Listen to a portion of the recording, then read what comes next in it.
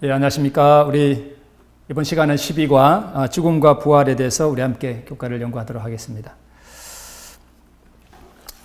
죽음과 부활, 인간의 가장 근본적인 문제인 죽음을 다루고 있습니다. 우리 진시황이 죽기 싫어서 우리 3,000명이나 되는 사람들을 신비의 약초를 구하러 세계 여러 곳으로 보냈다죠. 결국 죽었습니다. 영원히 살고자 하는 것은 인간의 본성에 내재되어 있는 하나님께서 주신 소망인 줄로 우리가 믿습니다. 자, 그럼 우리 오늘 죽음과 부활에 대해서 우리 함께 교과를 연구하도록 하겠습니다. 먼저 우리 일요일 죽은 자들의 상태에 대해서 우리 한번 좀 살펴보도록 하겠습니다. 자, 사람이 죽은 다음에는 도대체 어디에 가 있는가, 또 어떤 상태로 존재하게 되는가? 우리 많은 개신교인들이 믿는 것처럼 사람이 죽으면 영혼이라는 것이 있어서 바로 천국에 가고 또는 바로 지옥에 가는가? 만약에 3,000년 전에 죽은 어떤 사람이 지금 지옥에 가 있다면 3,000년 동안이나 그 뜨거운 지옥불에서 고통을 당한다는 것은 상상을 하기도 싫은 고통입니다. 3,000년 동안이나 우리 약한 촛불에도 우리 손을 잠깐 대면 참 뜨겁고 고통스럽습니다. 근데 온몸이 불가마에 들어가 있다고 하는 것은 정말 상상하기 어려운 고통이죠. 우리 이 죽은 자들의 상태에 대해서 어떻게 우리가 잘 이해하고 있느냐에 따라서 우리의 신앙이 많이 달라질 수도 있습니다. 그래서 사람이 바로 죽으면 천국에 가고 또는 지옥에 간다는 그런 말씀은 때로 우리 하나님에 대한 성품의 오해를 불러일으킬 수도 있는 그런 소지가 있습니다. 자, 죽은 자들이 어떻게 되느냐?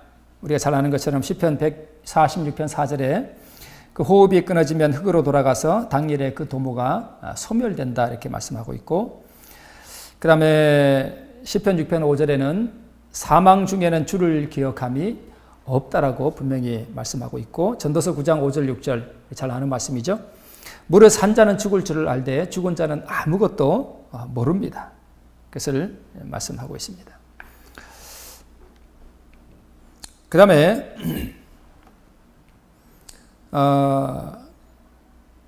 우리 이 죽음이 도대체 무엇인가 하는 것을 우리 예수님께서, 우리 하나님께서 우리에게 주실 때 이 죽음을 무엇으로 표현하셨는가 하면 잔다, 잠이라고 하는 이것으로 우리에게 말씀해 주셨습니다. 잔다. 사람이 죽은 다음에 천국 간다, 지옥 간다, 바로 영혼이, 이러한 잘못된 부분들을 우리가 성경을 잘못 오해하는 데서 이러한 부분들이 또한 생겼습니다. 그 대표적인 예가 예수님께서 십자가에 달려 돌아가실 때에 한편 강도, 회개하는 강도에게 예수님께서 하신 그 말씀을 오해하는 데서 이 잘못된 교리가 생겼습니다. 즉 내가 네게 말하노니 내가 오늘 나와 함께 낙원에 있으리라고 하는 그 말씀. 그러니까 예수님이 그날 죽으셨기 때문에 그날 죽으신 예수님의 영혼도 하늘나라 가고, 또 죽은 이 강도, 회개한 강도의 영혼도 그 금요일 날 우리 예수님의 말씀에 의거하면 우리 하늘나라에 가는 것처럼 그렇게 사람들이 오해하기 때문입니다. 우리가 잘 아는 것처럼 이 오해는 어디서 생겼는가 하면 이 쉼표를 어디다가 찍느냐 하는 우리 그 뒤에 나오죠. 우리 오늘 본문 1월 소식 가운데 그러한 부분이 나옵니다. 가장 오래된 신약 성경 원문에는 이 구두점이 없는데, 그러나 쉼표가 내가 네게 말하노니 내가 오늘 나와 함께 낙원에 있으리라가 아니라 내가 오늘 내게 말하노니 내가 나와 함께 낙원에 있으리라. 쉼표가 어디에 찍히느냐에 따라서 이 오늘이라고 하는 이 부사가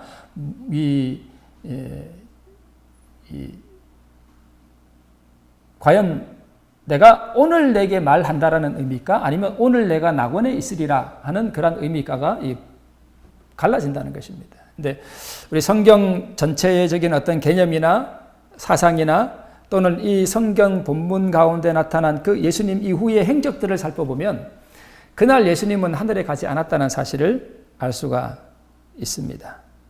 왜냐하면 예수님이 부활한 다음에 여자들이 무덤에 찾아왔을 때 그들이 너무 반가워서 예수님을 만지려고 했을 때 예수님께서 나를 만지지 말라, 내가 아직 아버지께 올라가지 못하였다라고 말씀했기 때문입니다.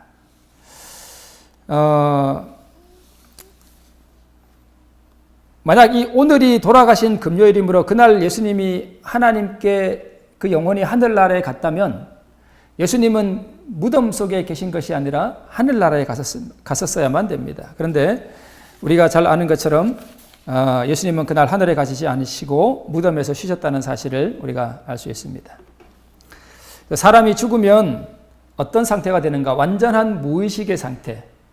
완전한 무의식의 상태에서 더 이상 하나님을 찬양함도 없고 더 이상 기억함도 없고 사랑함도 없어지고 시기함도 없어지고 더 이상 계획도 없는 그런 완전한 무의 세계, 우리가 태어나기 이전에 그러한 상태로 돌아간다는 사실을 우리 성경이 일관되게 우리에게 이야기하고 있다는 사실을 우리가 알 수 있습니다. 덧붙여서 말씀을 드리면 우리 죽은 자들의 상태에 대한 오해는 나중에 치명적인 우리에게 이 잘못된 우리 이 마지막 시대에 사단이 광명한 그리스도의 모습으로 우리에게 나타난다는 사실을 우리가 잘 알고 있습니다. 또한 우리 죽은 형제 자매 가운데 어떤 사람의 모습으로 앞으로 사단이 나타나서 내가 하늘에서 행복하게 살다 왔다. 안식일이 폐지되었다. 일요일이 옳다라고 하는 그러한 이야기를 우리에게 한다는 사실을 우리가 잘 알고 있습니다. 그래서 앞으로 우리 죽은 우리 형제의 모습으로 또는 자매의 모습으로 누군가가 나타나서 우리에게 다가올 때 우리는 분명하게 알아야 할 것은 그것은 사단이 그렇게 한다는 것을 우리가 알고 있어야 됩니다. 만약 우리가 이 죽은 영혼이 어딘가 이렇게 돌아다닌다라고 하는 천국 가고 또는 지옥 간다라고 생각하면 그때 사단이 우리 죽은 형제의 모습으로 나타날 때 우리가 거기에 미혹될 수 있다라고 하는 사실입니다. 그래서 오늘 죽은 사람의 상태가 어떠한가 하는 것을 바로 이해하는 것은 우리 마지막 이 환난을 통과하는 우리 제7일 안식일 예수 재림교회 성도들에게 있어서 굉장히 중요한 문제입니다. 자, 그 다음 월요일 소재로 넘어가겠습니다. 월요일 소재는 부활의 소망입니다. 우리 진정한 그리스도인들은 사실 진정한 그리스도인들은 죽음을 두려워하지 않습니다. 왜냐하면 부활의 소망이 있기 때문입니다. 우리 다시 살 줄을 우리가 믿습니다.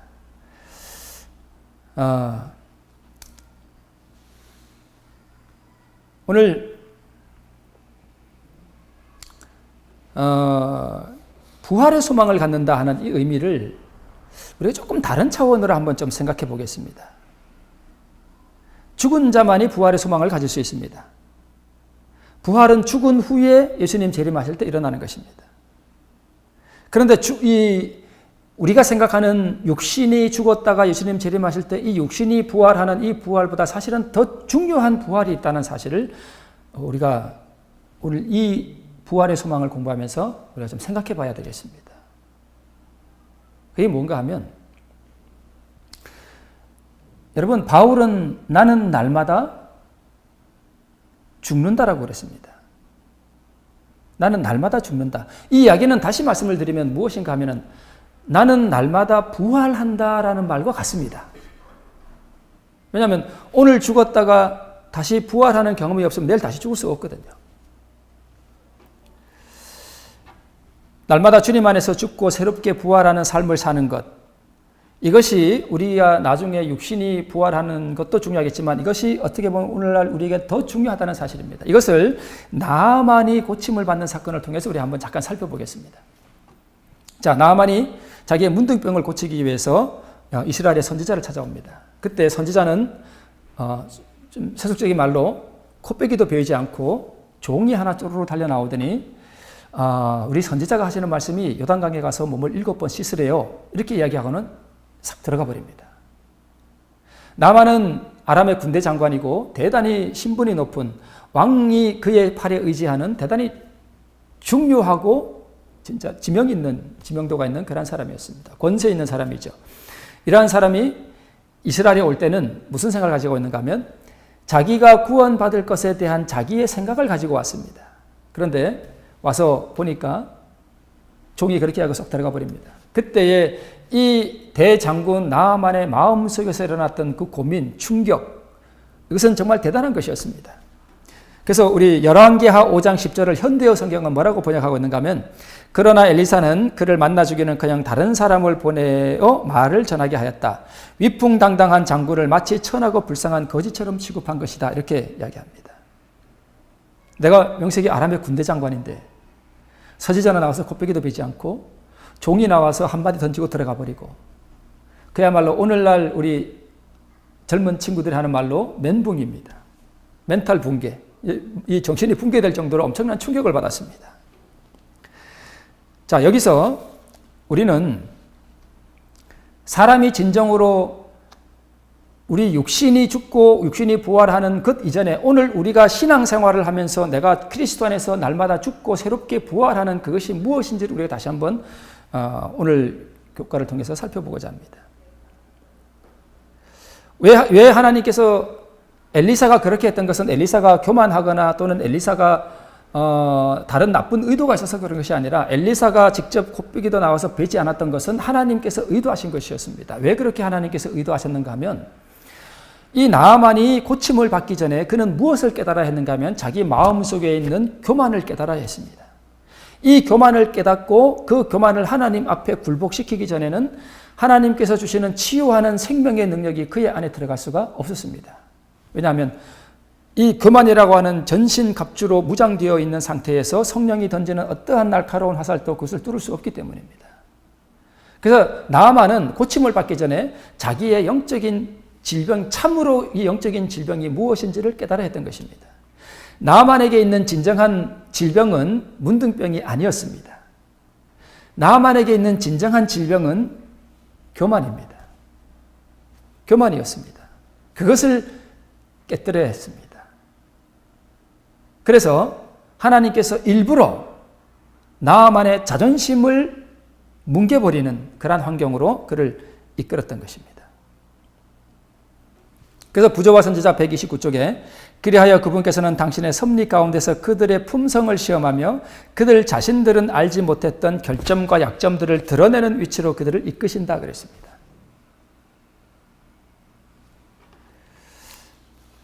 사마리아 여자에게 예수님께서 오셔서 내 남편을 불러오라 라고 얘기했을 때 이 사마리아 여자가 예수님을 메시아로 받아들이기 전에 그는 자기의 삶의 가장 어두운 부분을 드러내서 그것을 고침받고 그것을 치유함 받는 그러한 과정 없이 메시아를 받아들일 수 없었습니다. 이것을 흔히 시험하는 진리라 그럽니다. 한 부자 법관이 예수님께 왔을 때 내가 어떻게 하여야 영생을 얻겠습니까? 라고 질문을 했습니다. 이때 예수님께서 그에게 하신 말씀이 계명을 지키라 그랬습니다. 제가 다 지켰습니다. 그것으로 부족하다. 내가 가진 재산을 전부 팔아서 가난한 자들에게 주고 너는 나를 따르라. 이렇게 말씀을 하셨습니다. 자, 나아만에게 가서 7번 요단강에 몸을 씻으라고 그의 마음속에 있는 결점을 드러내는 위치로 그들을 이끌었던 것이나 또는 부자 법관에게 내가 가진 것을 다 팔아 가난한 자들에게 주고 너는 나를 따르라고 말했을 때 그들은 동일한 시험하는 진리 가운데로 하나님께서 그들을 이끄셨던 것입니다. 우리는 육신의 죽음과 육신의 부활을 논하기 이전에 오늘 우리 자아의 죽음과 그리스도 안에서 내가 죽고 새롭게 태어나는 이 죽음과 부활을 먼저 깨달아야 할 필요가 있습니다. 만약 이것이 우리에게 이루어지지 않는다면 우리의 육신의 죽음과 육신의 부활은 무의미합니다. 그래서 하나님께서는 우리로 하여금 우리의 결점과 약점이 드러나는 위치로 우리를 이끌어 가시는 것이죠. 시험하는 진리가 필요한 이유는 우리의 결점과 약점과 우리가 고치지 않으면 안 되는 영혼의 종량을 드러내기 위해서 반드시 필요한 것이었습니다.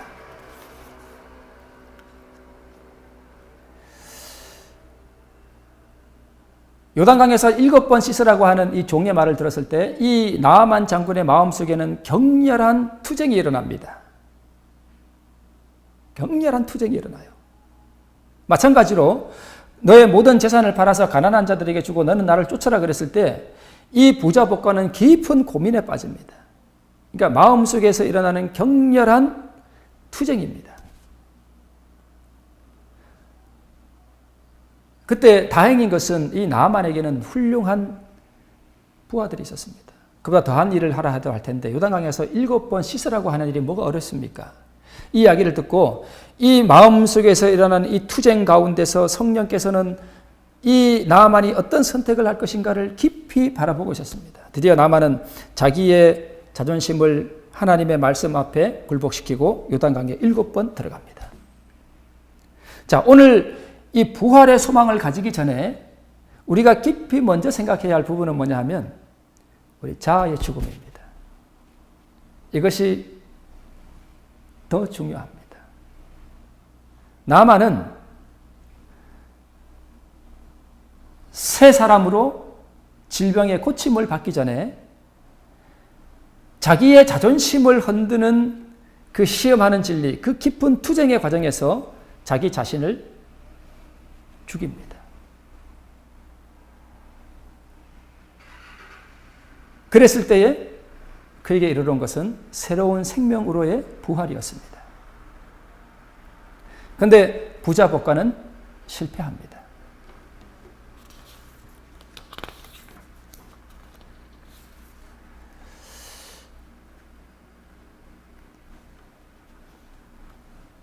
여러분, 우리가 신앙생활을 하면서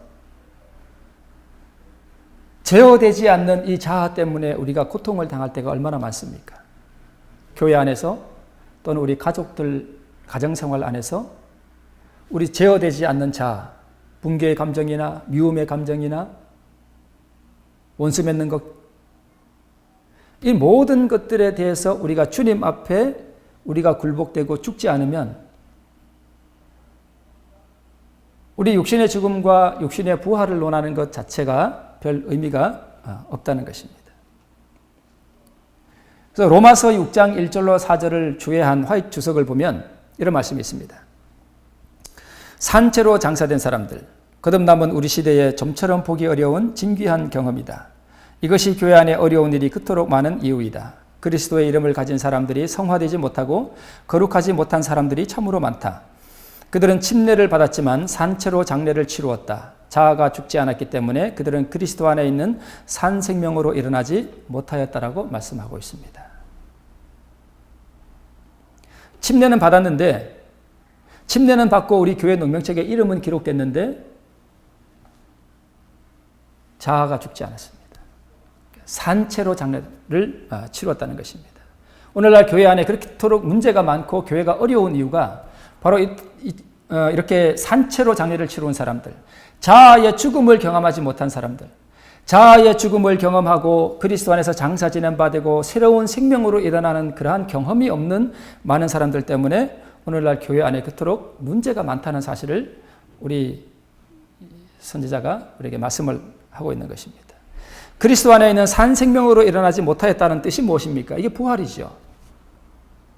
침례는 죽음이죠. 죽음과 장사와 부활을 동시에 나타내는 것이 침례입니다. 그래서 자아의 죽음 없이 예수님 재림하실 때 육신의 부활을 논하는 것은 무의미합니다. 왜냐하면 이 자아의 죽음 없이 우리가 육신이 죽었을 때에 예수님 오실 때는 그 영혼이 심판의 부활로 일어납니다. 우리 다음 소지에 나오는 내용이죠.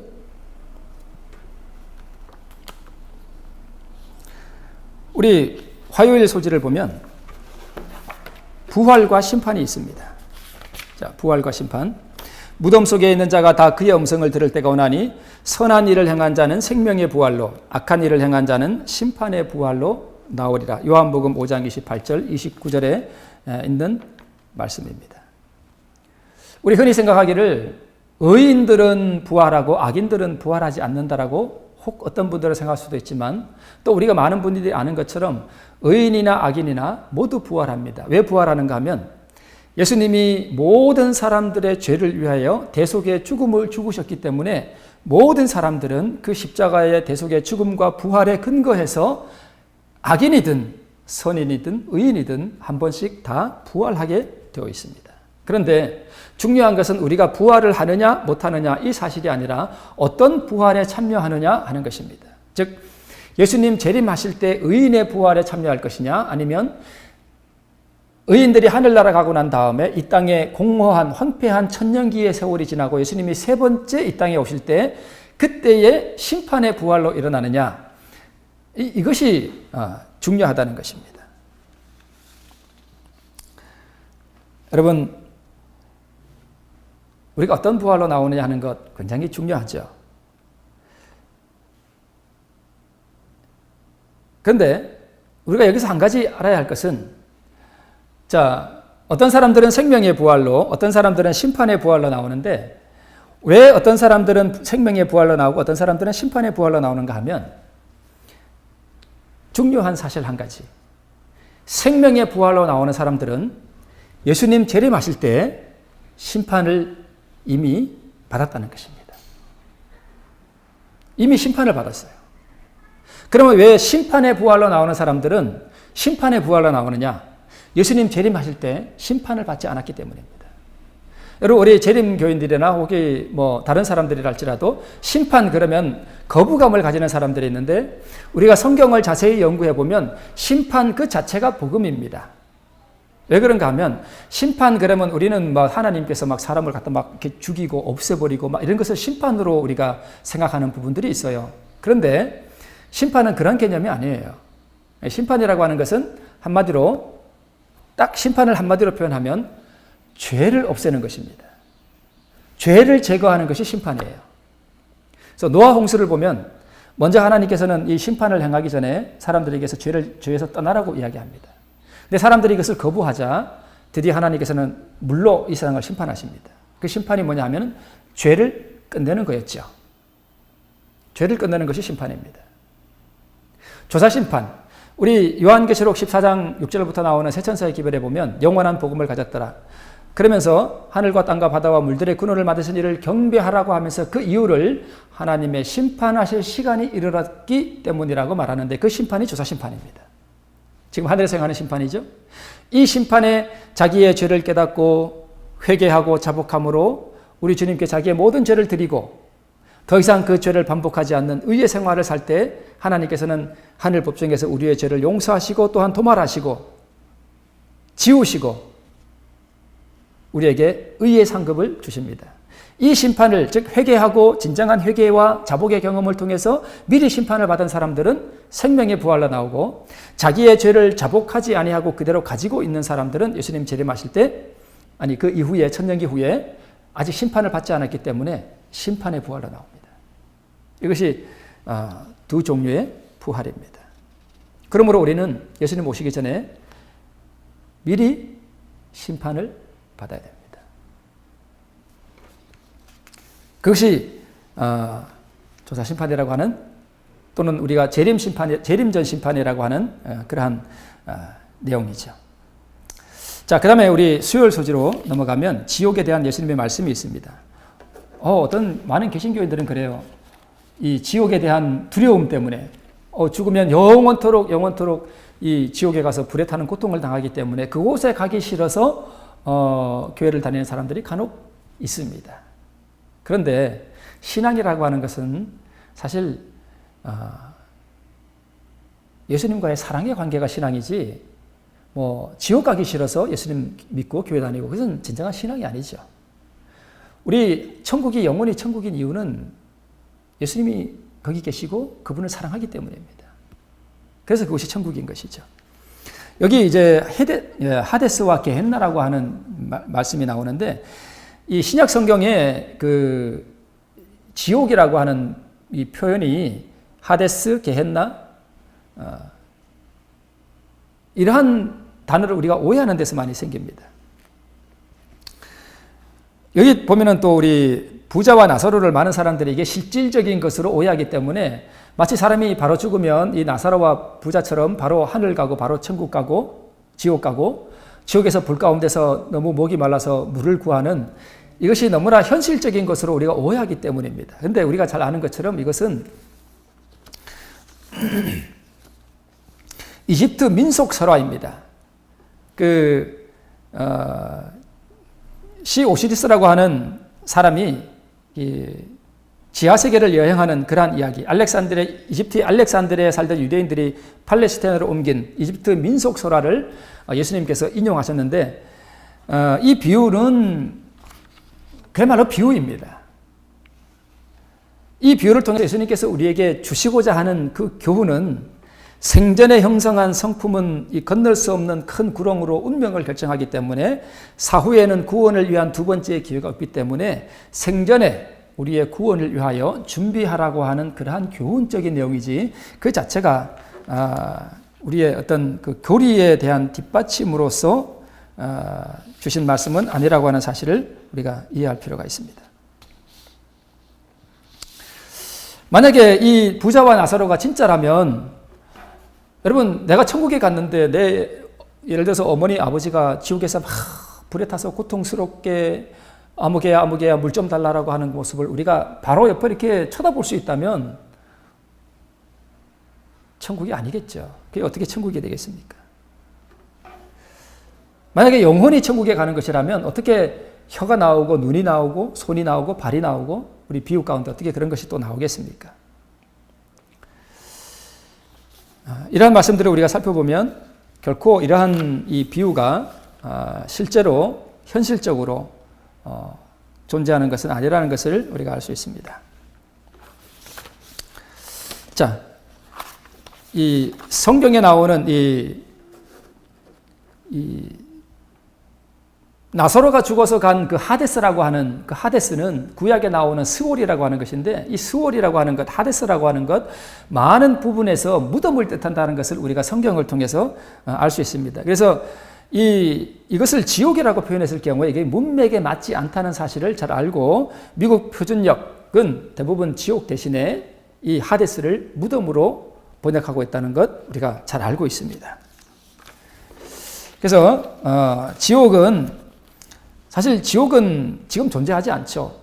성경에 나오는, 이 신약 성경에 나오는 지옥은 하데스, 게헨나, 주로 이 게헨나가 이 지옥을 상징하는데, 이 게헨나라고 하는 것은 흰놈의 골짜기로 예루살렘 성전 남쪽에 있던 골짜기였습니다. 거기에 시체도 버리고 재도 태우고, 그래서 막 구더기도 있고 불이 항상 타고, 그래서 아주 저주의 상징인 이 흰놈의 골짜기를 예수님께서는 앞으로 이 예수님께서 이 땅을 정결케 하시고 이 악인을 소멸하실 때 있을 그 지옥에 대한 하나의 상징으로 이 게헨나라고 하는 것을 끌어다가 비유로 사용했다는 것을 알 수 있습니다. 결코 지금 이글거리는 불에 타는 그런 지옥은 존재하지 않는다는 것을 우리가 알 수 있습니다.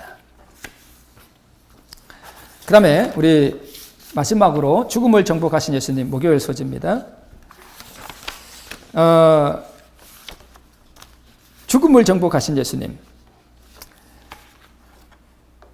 만약 예수님께서 죽음을 정복하지 아니하셨다면 우리도 부활의 근거가 없죠. 근데 예수님께서 어떻게 부활하셨는가? 우리 요한복음 1장에 보면 태초에 말씀이 계시니라, 이 말씀이 하나님과 함께 계셨고, 이 말씀이 하나님과 함께 계신 그 말씀은 그 말씀이 곧 하나님이신데 그 안에 생명이 있었다. 그 말씀 안에 생명이 있었다라고 말씀합니다. 우리는 예수님이 죽음을 정복하시고 부활하신 그 근거가, 저는 예수님의 그 말씀 자체이신 그 생명에 있다라고 저는 봅니다. 그래서 우리도 예수님을 따라서 죽음을 정복한 그런 부활하는 그리스도인이 되려면 우리 속에 이 말씀이 있어야 됩니다. 어떤 사람들이 와서 예수님께 질문하죠. 어떤 형제가 7이 있었는데 형이 어떤 여자와 결혼했고, 형이 죽고 그 다음 동생이 형수와 결혼하고, 또 이렇게 해서 7이 다 이 여자와 결혼했는데 나중에 하늘에 가면 누가 이 여자와 결혼합니까? 그러한 질문 끝에 예수님께서 이렇게 말씀하십니다. 죽은 자에 살아난다는 것은 모세의 떨기나무 가운데서 이미 말씀하셨다, 이렇게 말씀합니다. 근데 출애굽기 3장에 떨기나무의 내용은 하나님께서 이스라엘을 구원하기 위해서 모세를 떨기나무 가운데 부르는 장면이 출애굽기 3장에 기록되어 있는데, 거기는 절대 누가 죽었다는 이야기도 없고 누가 부활했다는 이야기도 없습니다. 근데 예수님이 죽은 자에 살아난다는 것은 모세의 떨기나무 기사 가운데 이미 기록되어 있다 이렇게 말씀을 하셨습니다. 우리는 아무리 눈을 씻고 찾아봐도 그런 내용이 거기 없습니다. 그러면 이게 무슨 뜻인가 하면 떨기나무 가운데 예수님께서 아브라함을 부르실 때에 아브라함에게 자신을 소개하신 그 호칭과 관계가 있습니다. 나는 아브라함의 하나님이요 이삭의 하나님이요 야곱의 하나님이라 하는 그 말씀 자체가 그것이 죽은 사람이 부활할 것이라고 하는 보증이라는 것입니다. 왜 그런가 하면 모세를 예수님께서 떨기나무 가운데로 부르실 때에 이미 아브라함과 이삭과 야곱은 죽은 지 수백 년이 지난 사람들입니다. 그러면서 예수님이 말씀하시기를 나는 산자의 하나님이요 죽은 자의 하나님이 아니라 이렇게 말씀합니다. 그리고 하나님께는 모든 사람이 살았다 이야기합니다. 저는 죽음을 정복하신 이 예수님, 오늘 이 교과를 통해서 예수님의 부활과 우리의 부활 사이에 어떤 관계가 있어야 되는가? 그럼 이 아브라함과 이삭과 야곱은 어떻게 죽은 지 수백 년이 됐지만 하나님 앞에 산 사람으로 불려졌는가? 아브라함과 이삭과 야곱이 무엇을 대표하는가? 아브라함은 믿음을 대표하는 사람이고 이삭은 순종을 대표하는 사람이고 야곱은 회개의 사람입니다.